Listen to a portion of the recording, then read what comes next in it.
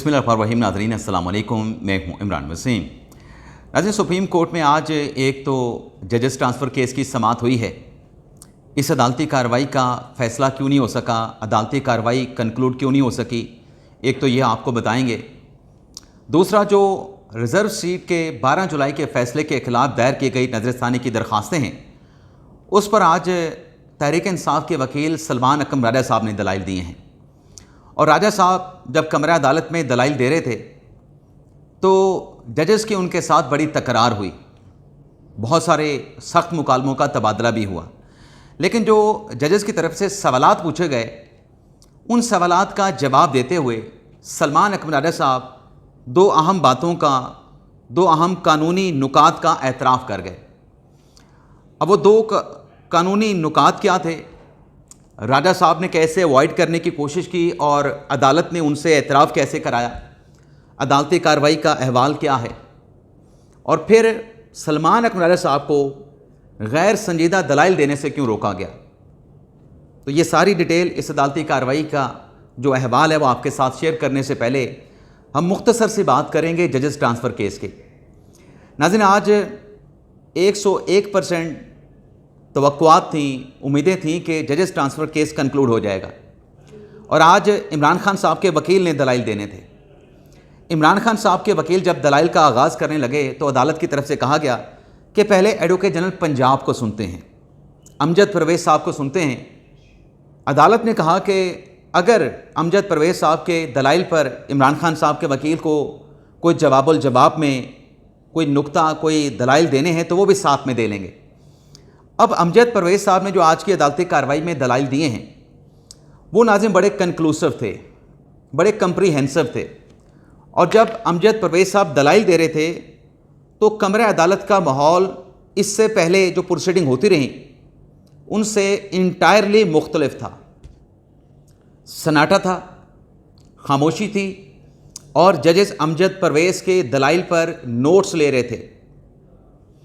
तो ये बड़ा ब्रेक थ्रू हुआ है, जिसकी वजह से अमजद परवेज़ साहब, क्योंकि जैसे मैंने कहा कि दलाइल दे रहे थे, जजेस बड़े इन्हिमाक के साथ सुन रहे थे, उनके दलाइल बड़े वैल्यूएबल थे।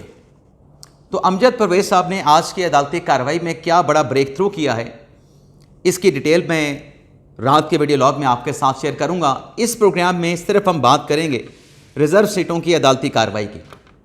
तो प्रोग्राम का बाकायदा आगाज़ करते हैं, लेकिन सबसे पहले आपसे ये दरख्वास्त करेंगे कि चैनल को सब्सक्राइब कर लें, बेल आइकॉन का बटन प्रेस करें, वीडियो पसंद आए तो इसे लाइक और शेयर ज़रूर कीजिएगा।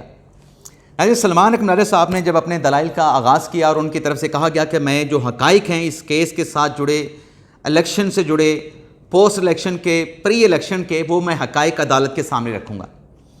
जैसे समीनुद्दीन खान साहब ने उनको टोका और उनसे कहा कि राजा साहब आप दलाइल दें, हक़ाइक़ भी आप पेश करें, लेकिन ये अपने जहन में रखें, इस बात को मद्देनज़र रखें कि आपकी जो इंटरवीन बनने की जो दरख्वास्त थी उसका स्कोप क्या है, उस स्कोप के मुताबिक आप केस को आर्गू करें।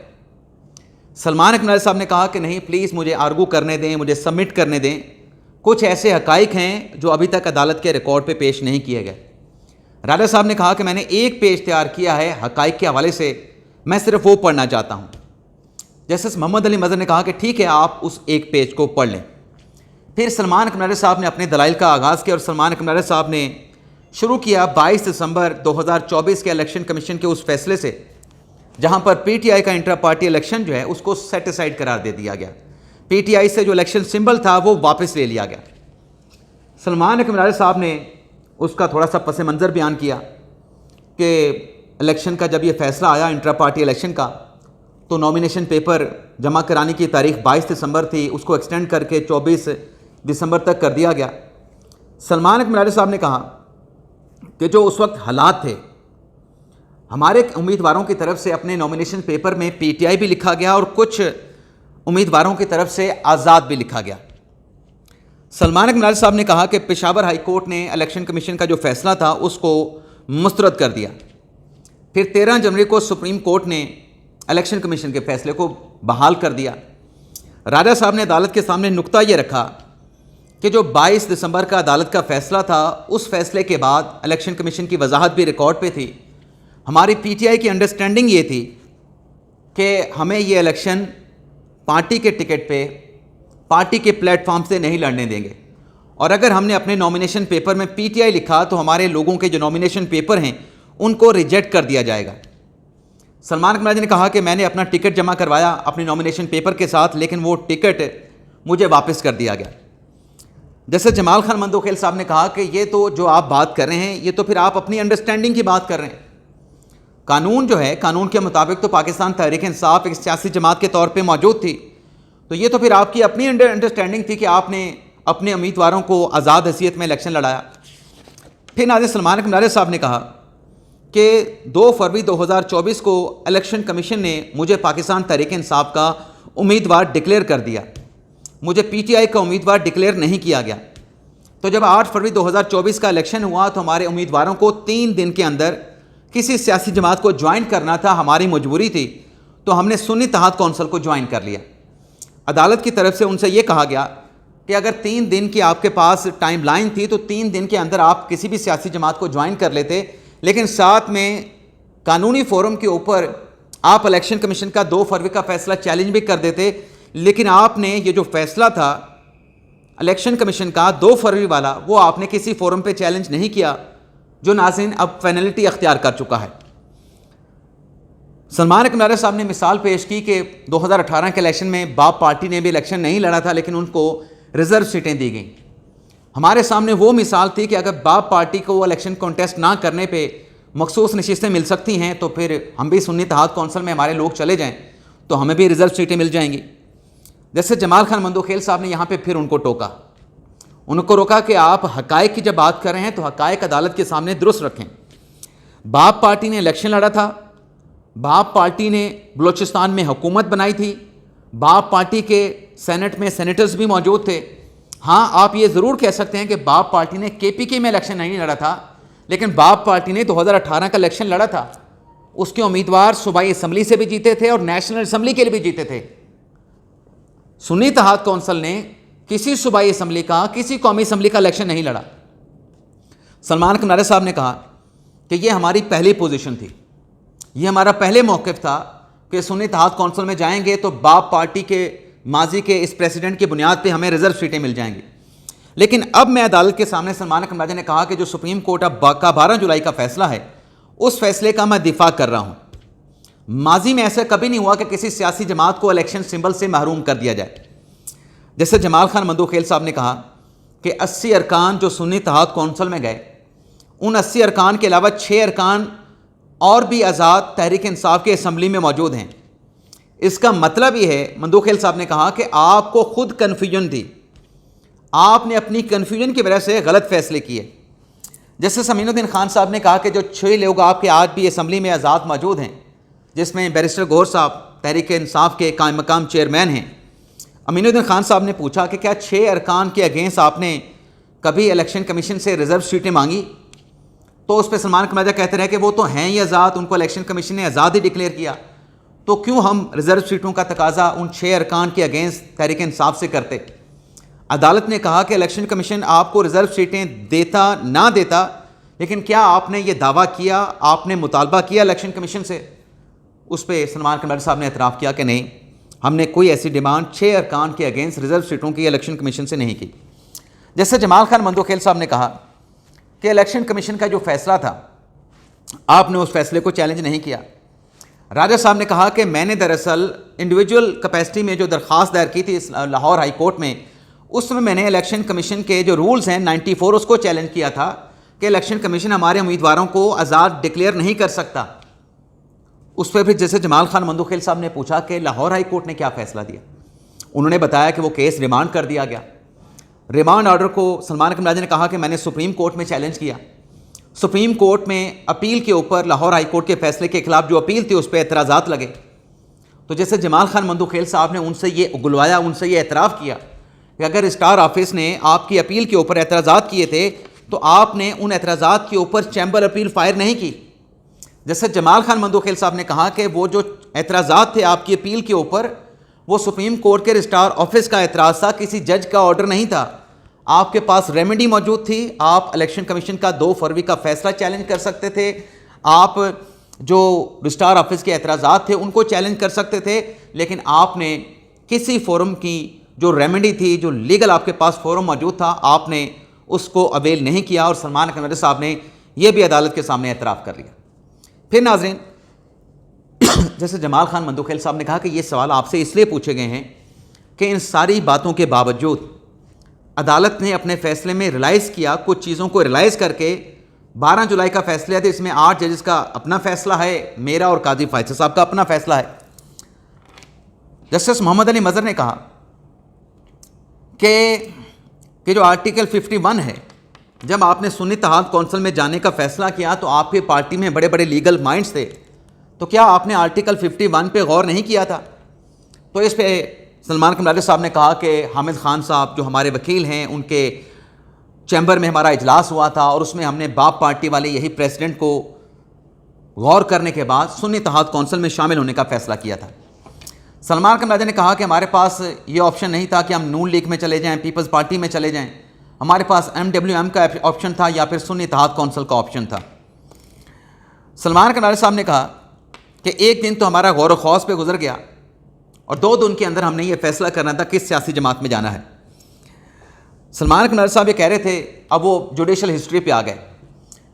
سلمان قمری صاحب کہہ رہے تھے کہ یہ کانسٹیٹیوشن سے انحراف کیا گیا, تحریک انصاف کے ساتھ زیادتی کی گئی, تحریک انصاف کو دبایا گیا, اور عدالت کی یہ ایک پوری تاریخ ہے. 3 نومبر 2007 کے اقدام کا سلمان قمری صاحب نے ذکر کیا, اور اس سے پہلے جب ضیاء الحق کے دور میں الیکشن تاخیر کا شکار ہوئے اس پہ انہوں نے ذکر کیا. سلمان قمری صاحب یہ کہہ رہے تھے کہ عدالت نے ہمیشہ جہاں جہاں کانسٹیٹیوشن سے ٹرانسگریس کیا گیا, انحراف کیا گیا, عدالت نے ان غلطیوں کو کیور کیا ہے, ان غلطیوں کو درست کیا ہے. جیسے امین الدین خان صاحب نے یہاں پہ سوال کرنے کی کوشش کی, لیکن راجد صاحب کا ایک مسئلہ ہے کہ وہ جج صاحب کا سوال نہیں سنتے. وہ سوال سننے کے بجائے سوال ہونے سے پہلے کہہ دیتے ہیں کہ میں اس بات کو بھی ڈیل کروں گا, آپ جو کہہ رہے ہیں میں سمجھ گیا ہوں, حالانکہ جج نے پورا سوال ہی نہیں کیا ہوتا. سلمان قمری صاحب نے کہا کہ 3 نومبر 2007 کی ایمرجنسی کو ججز کو معزول کر دیا گیا. سندھ ہائی کورٹ بار ایسوسی ایشن کے کیس میں عدالت نے جو آئین سے انحراف تھا اس کو درست کیا. اس پہ جسٹس امین الدین خان صاحب نے کہا کہ یہ جو آپ جن فیصلوں کا حوالہ دے رہے ہیں وہ آرٹیکل 184(3) میں دیے گئے تھے. ہمارے سامنے پشاور ہائی کورٹ فیصلے کے خلاف آرٹیکل 185(3) کا مقدمہ تھا. اور پھر امین الدین خان صاحب نے سلمان قمری صاحب سے کہا کہ آپ اپنی درخواست تو پڑھ لیں, آپ نے اپنی درخواست میں کیا بات کی ہے.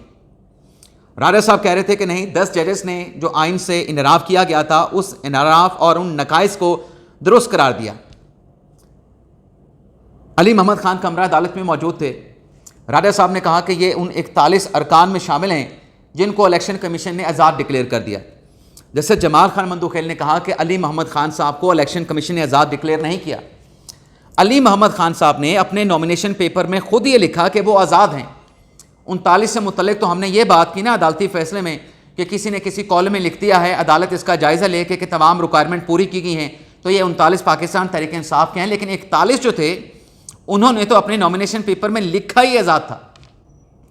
جیسے امین الدین خان صاحب نے کہا یہاں پہ سلمان قمری صاحب کو ٹوکتے ہوئے کہ اب آپ سنی اتحاد کونسل کا کیس یہاں پہ آرگو کر رہے ہیں, آپ یہ کہہ رہے ہیں کہ یہ سیٹیں سنی اتحاد کونسل کو ملنی چاہیے تھیں, 12 جولائی کا فیصلہ اس میں سیٹیں تو تحریک انصاف کو ملی ہیں, تو آپ کے دلائل میں تو یہ تضاد ہے جو آپ دلائل دے رہے ہیں. امین الدین خان صاحب نے کہا کہ جو لوگ سنی اتحاد کونسل میں شامل ہو چکے تھے, جو اپنا ایفیڈیوٹ دے چکے تھے, وہ ان کی شمولیت سنی اتحاد کونسل میں کسی نے ڈسپیوٹ نہیں کی. الیکشن کمیشن کے معاملے کو آپ نے کسی فورم پہ چیلنج نہیں کیا. سلمان قمری صاحب نے کہا کہ عدالت یہاں پہ جو بیٹھی ہے, عدالت کا کام یہ نہیں کہ تحریک انصاف سنی اتحاد کونسل کو ریلیف دینا ہے, سیٹیں دینا ہے. عدالت کی ذمہ داری یہ ہے کہ عوام کو ریلیف فراہم کیا جائے. یہاں پہ آپ نے جو ول آف دا پیپل ہے اس پہ ریلیف فراہم کرنا ہے. اور انہوں نے کہا کہ حقائق تسلیم شدہ ہیں کہ 39 جو ہیں وہ تحریک انصاف کے تھے, اور باقی جو 41 ہیں وہ بھی تحریک انصاف کی سپورٹ کے ساتھ الیکشن لڑ رہے تھے. بڑے پیکولر سرکمسٹانسز سے. امین الدین خان صاحب نے کہا کہ جو مندوخیل صاحب نے کہا ہے کہ انہوں نے سکروٹنی کی تھی اپنے چیمبر میں اپنے جوڈیشل کلرک کے ذریعے, وہ تمام چیزیں میں جیسے امین الدین خان صاحب نے کہا کہ کبھی عدالتی ریکارڈ پہ نہیں آئیں. سلمان قمری صاحب نے کہا کہ عدالت کے سامنے جو فیصلہ ہے 12 جولائی کا, اس میں 8 ججز نے بڑے وسیع نظر کے ساتھ معاملے کا جائزہ لے کے فیصلہ صادر فرمایا، اور جو 2 ججز ہیں انہوں نے جو وسیع نظری 8 ججز کی تھی، انہوں نے کم نظر کے ساتھ 39 اور 41 والی بائیفرکیشن کر دی کہ 41 مکمل آزاد ہیں، وہ سنی اتحاد کونسل سے نہیں نکل سکتے، اور 39 پاکستان تحریک انصاف کے ہیں۔ امین الدین خان صاحب نے کہا کہ یہاں پہ جو آپ بات کر رہے ہیں کہ جسٹس منیب اختر صاحب اور جسٹس اطہر من اللہ صاحب بینچ میں ہوتے تو وہ اپنے فیصلہ کا دفاع کرتے، امین الدین خان صاحب نے کہا کہ یہ فیصلہ سپریم کورٹ کا ہے، یہاں پہ بات کسی عدالتی فیصلے کے دفاع کی نہیں، نظر ثانی کا کیس ہے، اور اگر غلطی ہو عدالت ان غلطیوں کو درست کرتی ہے، عدالت کی ذمہ داری ہے کہ اپنی غلطی کو درست کرے۔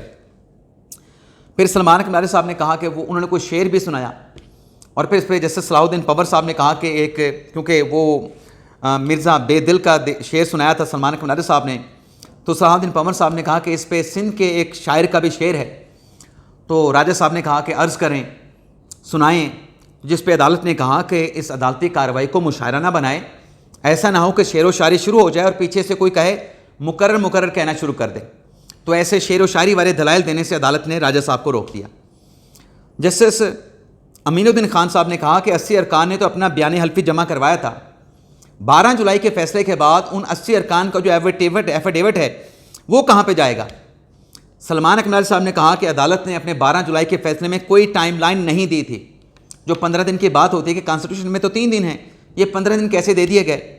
تو جیسے جمال خان مندوخیل صاحب نے کہا کہ ان 80 ارکان میں سے 41 نے تو خود اپنے آپ کو آزاد ڈکلیئر کیا۔ راجہ صاحب نے کہا کہ نہیں، وہ آزاد ڈکلیئر نہیں کیا، بلکہ وہ 41 ارکان کو میجورٹی ججمنٹ میں اپنی پوزیشن کلیئر کرنے کا جو ہے وہ میجورٹی ججز کی طرف سے کہا گیا۔ جیسے جمال خان مندوخیل صاحب نے کہا کہ ایسا نہیں ہے، وہ پی ٹی آئی کے تھے نہیں، انہوں نے اپنے نومینیشن پیپر میں آزاد لکھا تھا۔ کیا عدالت کے پاس یہ اختیار ہے کہ جو رکن اپنا ایفیڈیوٹ دے چکا ہے اس کو اس ایفیڈیوٹ سے نکل کے، اس سیاسی جماعت سے نکل کے جس میں وہ شمولیت اختیار کی ہے، اس میں کسی اور سیاسی جماعت میں شمولیت کی اجازت دی جائے، راستہ فراہم کیا جائے؟ کیا آئین میں ایسا کوئی راستہ فراہم کیا گیا ہے؟ تو آئین میں ایسا ناظرین کوئی راستہ نہیں ہے۔ لیکن جن عدالتی فیصلوں کا حوالہ دے رہے تھے راجہ صاحب، وہ آرٹیکل 184(3) کے کیسز تھے، اور یہ جو کیس ہے یہ آرٹیکل 185(3) کا کیس تھا۔ اب آخری 10-15 منٹ میں راجہ صاحب کیا دلائل دیتے ہیں، اگر کوئی اہم نقطہ آتا ہے تو اس پہ کل صبح کے بلاگ میں آپ کے ساتھ تفصیلات شیئر کریں گے، لیکن کیس کی پروسیڈنگ کو آج مکمل نہیں ہوگی، کل تک ملتوی کیا جائے گا۔ اجازت چاہتے ہیں ناظرین، اللہ حافظ۔